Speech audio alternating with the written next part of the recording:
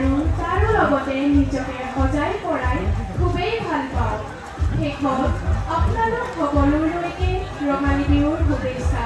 শুভ সন্ধিয়া। জয় আই অসম।